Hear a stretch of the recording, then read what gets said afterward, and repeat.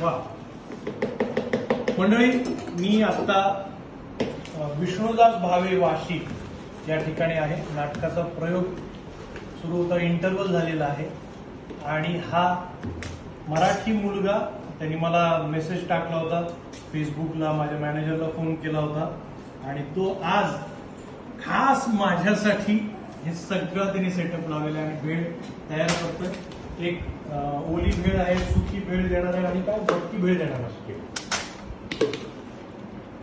वा वा वा वा वा वा वा वा वा,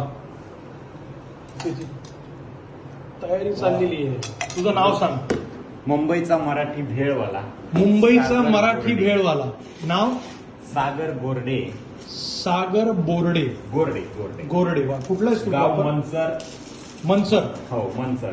आणि ही जी वेळ आहे हा. ही शिंगवे पारगावची, माझ्या गावची वेळ आहे. बा. आणि खास मी आज वऱ्हाड निघाले लंडनला आणि संदीप पाठक सरांसाठी ही भेळ घेऊन आलेली आहे. वाव. आणि संदीप पाठक सरांचा मी खूप छान आणि असा मनापासून असा त्यांचा मी काय आता माझ्याकडे शब्द अपुरे पडतात, त्यांचा मी फॅन आहे. थँक्यू डिअर, थँक्यू आणि थँक्यू.